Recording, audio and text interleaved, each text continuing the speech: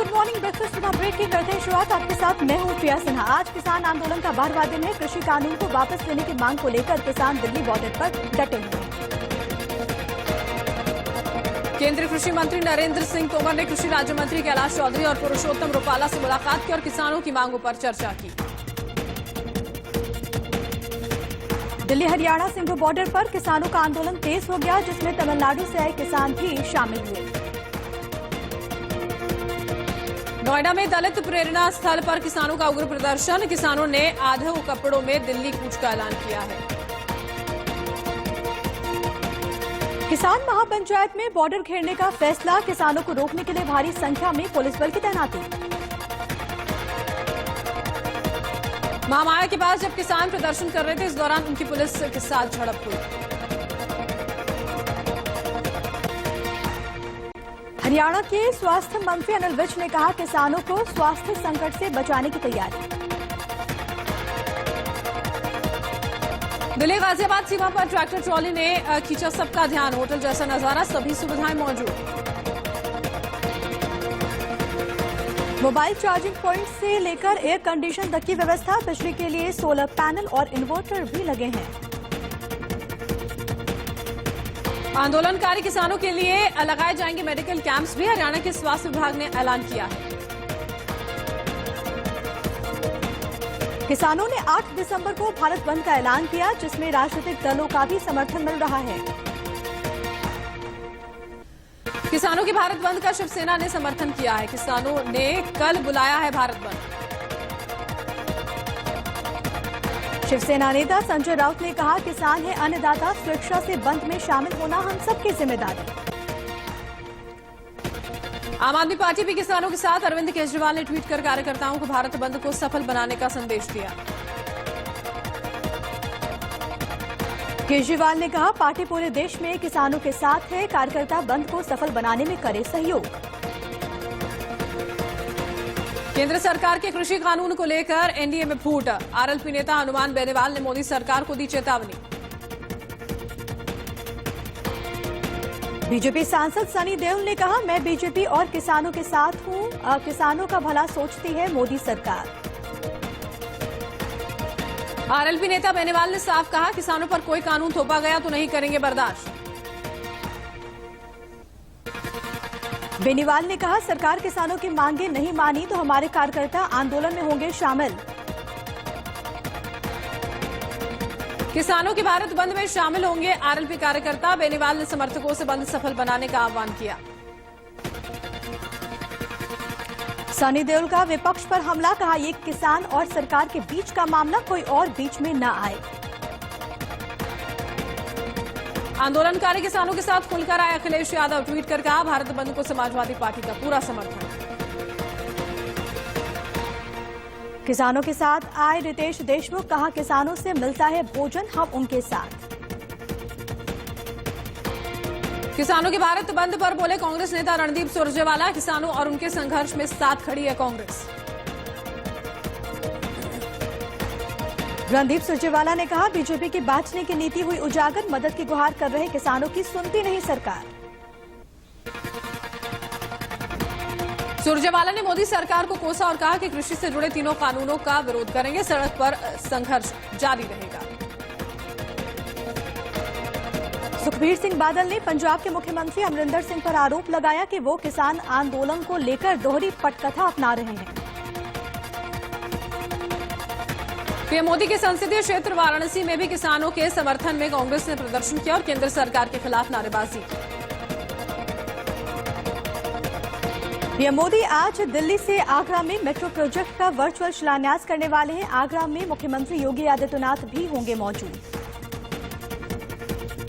Metro project का पहला phase दिसंबर 2022 तक पूरा होगा। सीएम योगी आदित्यनाथ ने जारी किए निर्देश।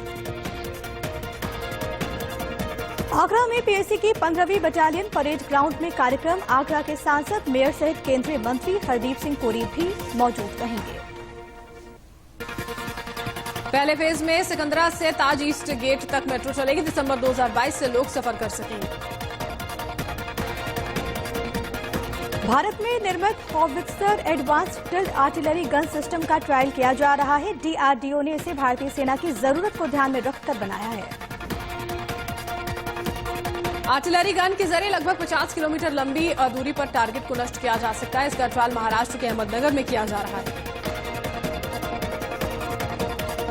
फ्रांस ने भारत के सामने Airbus 330 multi role transport tanker aircraft बेचने का प्रस्ताव रखा। भारत सरकार फ्रांस के इस प्रस्ताव पर विचार भी कर रही है। एयरबस 330 उड़ान के वक्त हवा में ईंधन भरने का काम करता है। अभी वायुसेना रूस की IL-76M से ये काम कर रही है। चीन ने अरुणाचल प्रदेश की सीमा के पास 3 नए गांवों को बसाया है, जिसका खुलासा सैटेलाइट तस्वीरों के जरिए हुआ। ये जगह बुमला दर्रे से लगभग 5 किलोमीटर की दूरी पर है। चीन और भूटान की सीमा के नजदीक मौजूद है। जम्मू कश्मीर में जिला विकास परिषद DDC चुनाव के चौथे चरण की वोटिंग आज 34 सीटों पर मतदान। जम्मू कश्मीर की 17 सीटों पर सुबह 7 बजे से मतदान दोपहर 2 बजे तक लोग डाल सकेंगे। प्रदेश में 8 चरणों में कराए जा रहे हैं DDC चुनाव। 19 दिसंबर को आखिरी मतदान, 22 को काउंटिंग। बीजेपी अध्यक्ष JP नड्डा ने देहरादून में बूथ लेवल नेताओं और कार्यकर्ताओं से संवाद किया। वीडियो कॉन्फ्रेंसिंग से की बात। उत्तराखंड के दौरे पर बीजेपी अध्यक्ष नड्डा सुबह 10 बजे उत्तराखंड के वित्तीय हालात पर होगी चर्चा। अभिनेत्री विजया शांति आज बीजेपी में शामिल हो सकती हैं। दिल्ली में कल गृह मंत्री अमित शाह से की थी मुलाकात। विजया शांति ने कांग्रेस की प्राथमिक सदस्यता से इस्तीफा दिया। काफी दिनों से चल रही थी नाराज। 2014 में कांग्रेस में शामिल हुई थी विजया शांति। आज बीजेपी में शामिल होने की पूरी संभावना। लव जिहाद के खिलाफ योगी से भी सख्त कानून लाएंगे शिवराज। आरोपी की संपत्ति कुर्क करने का हो सकता है प्रावधान। मध्य प्रदेश के गृह मंत्री नरोत्तम मिश्रा ने कहा कि दूसरे प्रदेशों से भी सख्त और कड़ा कानून होगा। MP में जल्द कैबिनेट में लाया जाएगा लव जिहाद बिल। संपत्ति कुर्क, 10 साल की सजा, मौलवी पादरियों को भी सजा संभव। पश्चिम बंगाल में ममता सरकार की नीतियों के खिलाफ बीजेपी ने मोर्चा खोल दिया। उत्तर कन्या घेराव अभियान आज चलाया जाएगा। टकराव की बढ़ी आशंका। सुबह 11 बजे से शुरू होगा अभियान। दिलीप घोष, कैलाश विजयवर्गीय सहित सभी सांसद विधायक होंगे शामिल। अभियान सफल बनाने में जुटे बीजेपी युवा मोर्चा के अध्यक्ष तेजस्वी सूर्या का ममता सरकार की गुंडागर्दी के खिलाफ हल्ला बोल। बीजेपी नेता कैलाश विजयवर्गीय का ममता सरकार पर हमला। बोले, बंगाल में कानून व्यवस्था नाम की चीज नहीं। टीएमसी के नाराज नेता शुभेंदु अधिकारी के गढ़ में आज ममता बनर्जी की रैली। बीजेपी और बागियों को देंगे जवाब। पश्चिम मिदनापुर में सीएम ममता बनर्जी करेंगी विशाल रैली। निशाने पर होगा विपक्ष, बागियों को भी देंगे संदेश। बीजेपी अध्यक्ष नड्डा ने कहा, कोविड के मिसमैनेजमेंट से हारे अमेरिकी राष्ट्रपति ट्रंप। पीएम मोदी का कोविड मैनेजमेंट रहा बेहतरीन। मुमताज पार्क का नाम बदला, नया नाम मौलाना अब्दुल कलाम आजाद। आज केंद्रीय मंत्री मुख्तार अब्बास नकवी करेंगे उद्घाटन। नड्डा ने कहा, कोविड के मैनेजमेंट मिसमैनेजमेंट पर लड़ा गया अमेरिकी राष्ट्रपति चुनाव और हार गए ट्रंप। नड्डा ने पीएम मोदी की तारीफ भी की। कहा, पीएम ने इकॉनमी नहीं जीवन को दी अहमियत। कहा, जान है तो जहान है, और लगा दिया लॉकडाउन। मुंबई पुलिस ने शिवसेना विधायक प्रताप सरनाईक के खिलाफ मनी लॉन्ड्रिंग शिकायत करने वालों के खिलाफ मामला दर्ज किया है। यूपी में जगहों के नाम बदलने का सिलसिला जारी। रामपुर में आजम खान के पिता के नाम पर बने पार्क का नाम बदला। देश में कोरोना की रफ्तार जारी। पिछले 24 घंटों में 36,000 से ज्यादा मरीज आए सामने। 24 घंटे में देश में 482 लोगों की मौत हुई है। मौतों का कुल आंकड़ा 1,39,700 तक पहुंचा। देश में कोरोना के अब तक 96,44,222 केस सामने आ चुके हैं। इनमें से 4,03,248 एक्टिव मामले। दिल्ली में कोरोना से अब तक 5,92,000 से ज्यादा लोग संक्रमित हो चुके हैं। कोरोना से ठीक होने वालों की संख्या 5 लाख से ज्यादा। दिल्ली में कोरोना का कहर लगातार जारी। पिछले 24 घंटों में 2,706 नए मामले सामने आए, 69 की हुई मौत। राजस्थान के 12 में एक अनोखी शादी देखने को मिली। यहां पर कोरोना पॉजिटिव दुल्हन ने पीपीई किट पहनकर दूल्हे के साथ 7 फेरे लिए। अयोध्या में राम मंदिर निर्माण की नींव रखने का काम जल्द शुरू हो सकता है। इसे लेकर ट्रस्ट और राम मंदिर निर्माण समिति की एक अहम बैठक आज।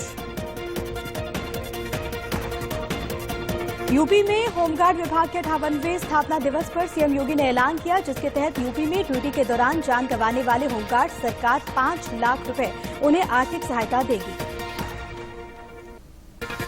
उत्तर प्रदेश के ऊर्जा मंत्री श्रीकांत शर्मा वृंदावन पहुंचे। यहां साधु संतों के साथ अर्धकुंभ को लेकर बैठक की और तैयारियों का जायजा लिया। बिहार के रोहतास में बेटी का शादी की खरीदारी करके लौट रहे अधेड़ की बदमाशों ने चाकू से हमला करके हत्या कर दी। यूपी के नोएडा में पुलिस के हाथ बड़ी कामयाबी लगी है। पुलिस ने मुठभेड़ के बाद टॉप 10 बदमाश को गिरफ्तार किया। हाथरस कांड के बहाने यूपी का माहौल खराब करने की कोशिश करने वाले आरोपी पीएफआई सदस्यों की रिव्यू पिटीशन पर आज मथुरा कोर्ट में सुनवाई होगी। यूपी के बदायूं में मानसिक रूप से बीमार चल रहे युवक ने मोबाइल टावर पर चढ़कर जमकर हंगामा किया। मध्य प्रदेश के उज्जैन में मिलावटखोरों के खिलाफ जिला प्रशासन ने बड़ी कार्रवाई करते हुए 19 दुकानदारों पर 54 लाख से ज्यादा रुपए का जुर्माना लगाया। देश में जल्दी पराली के जरिए बायोगैस बनाई जाएगी। इसकी जानकारी केंद्रीय पेट्रोलियम मंत्री धर्मेंद्र प्रधान ने इंदौर में दी। मुंबई में एंटी नारकोटिक सेल ने 200 ग्राम ड्रग्स के साथ एक पेडलर को गिरफ्तार किया है। मुंबई के लालबाग इलाके में सिलेंडर ब्लास्ट के चलते एक व्यक्ति की मौत हो गई, जबकि 5 लोग गंभीर रूप से जख्मी हुए।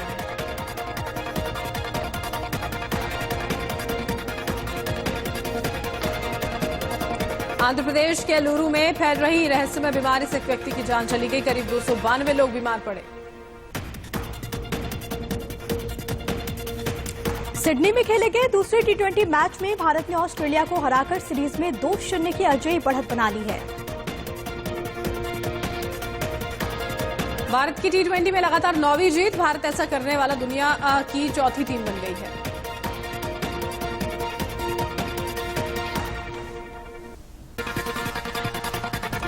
सीबीआई ने कैनरा बैंक के साथ 198 करोड़ रुपए की धोखाधड़ी के आरोप में यूनाइटेड कंपनी के एमडी और उनके साथी के खिलाफ मुकदमा दर्ज किया। दुनिया भर में कोरोना से अब तक 6 करोड़ 71 लाख से ज्यादा लोग संक्रमित हो चुके हैं। 15 लाख से ज्यादा लोगों की गई जान। अमेरिका में कोरोना से संक्रमितों का आंकड़ा 1 करोड़ 50 लाख के पार जा पहुंचा है। मरने वालों की संख्या 2,88,000 से ज्यादा। कोरोना से ब्राजील में अब तक करीब 1,67,000 से ज्यादा लोगों की मौत हो चुकी है। 65,82,000 से ज्यादा संक्रमित। रूस में अब तक संक्रमितों की संख्या 24,60,000 के पार जा पहुंची है। मरने वालों का आंकड़ा 43,000 से ज्यादा।